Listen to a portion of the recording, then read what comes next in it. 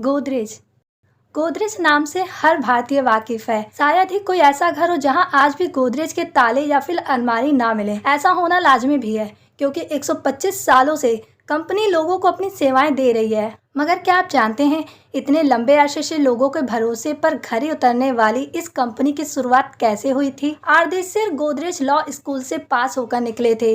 उन्हें 1894 में बॉम्बे सॉलिसिटर की एक फर्म ने एक केस लड़ने के लिए जंजीबार भेजा। ईस्ट अफ्रीका में वकालत कर रहे इस वकील को जल्द ही समझ आ गया कि वकालत में उसे झूठ का सहारा लेना पड़ेगा, मगर वो इस बात के लिए तैयार नहीं थे। ऐसे में वकालत को अलविदा कर भारत वापस लौट आए। कर्ज लेकर शुरू किया बिजनेस। आर्देशिर गोजरत भारत तो आ गए, मगर उनके पास कोई काम नहीं था। शुरुआत में उन्होंने एक केमिस्ट शॉप में असिस्टेंट का काम किया। इस दौरान उनकी दिलचस्पी सर्जिकल इंस्ट्रूमेंट बनाने की ओर हुई। इसके लिए उन्होंने पारसी समाज के लिए प्रतिष्ठित व्यक्ति मेरवानजी मुचेरजी कामा से 3000 रुपए उधार लिए। हालांकि उनका ये बिजनेस चल नहीं पाया। गोदरेज का पहला बिजनेस फेल होने का कारण था उनका देश प्रेम, या यूँ कहें कि देश के लिए उन्होंने खुद के मुनाफे को लात मार दी। दरअसल आर्देशिर को एक ब्रिटिश कंपनी के लिए सर्जरी के औजार बनाने थे। बनाते गोदरेज मगर बेचती ब्रिटिश कंपनी। मगर पेंच इस बात पर फंस गया कि इन औजारों पर ठप्पा किस देश का लगेगा।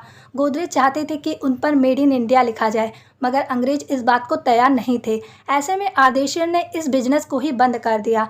अखबार की एक खबर ने दिया नए बिजनेस का आइडिया। आर्देशिर गोदरेज का पहला बिजनेस भले ही ठप हो गया, मगर उन्होंने हार नहीं मानी। वो कुछ अलग और बेहतर करना चाहते थे और अखबार की एक खबर ने उन्हें ये मौका दे भी दिया। ये खबर बम्बई में चोरी की घटनाओं से जुड़ी थी। बम्बई के पुलिस कमिश्नर ने लोगों को अपने घर और दफ्तर की सुरक्षा बेहतर करने के लिए कहा था। बस इस खबर से आर्देशिर के दिमाग में ताले बनाने का आइडिया आ गया। ऐसा नहीं है, उस वक्त ताले नहीं थे, मगर गोदरेज ने ऐसे लॉक्स बनाए जो पहले की तुलना में ज्यादा सुरक्षित थे। साथ ही किसी भी चाबी से हर ताला नहीं खुल सकता था।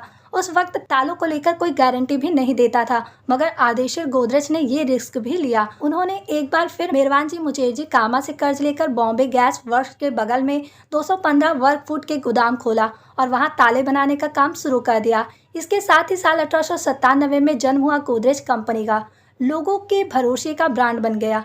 गोदरेज का तालों का बिजनेस चल पड़ा। उसके बाद उन्होंने लोगों के जेवरात और पैसे रखने के लिए मजबूत लॉकर और अलमारियां बनाना शुरू कर दिया ताकि उनके लॉकर में लोग अपनी कीमती चीजें रख सकें। उन्होंने एक ऐसी अलमारी बनाई जो लोहे की चादर को बिना काटे बनी थी। तालों की तरह अलमारियों ने भी लोगों का दिल जीत लिया। रिपोर्ट के मुताबिक साल 1911 में दिल्ली दरबार के वक्त जब किंग जॉन पंचम और क्वीन मैरी भारत आए तो उन्होंने भी अपनी कीमती सामान रखने के लिए गोदरेज लॉकर का इस्तेमाल किया था। एक के बाद एक नए बिजनेस की लाइन लगा दी। ताले और अलमारियों के बाद गोदरेज ने साबुन बनाया। ये पहला वनस्पति तेल वाला साबुन था। इसके पहले जानवरों के वसा से साबुन तैयार होता था। रविन्द्रनाथ टैगोर तक ने साबुन का प्रचार किया।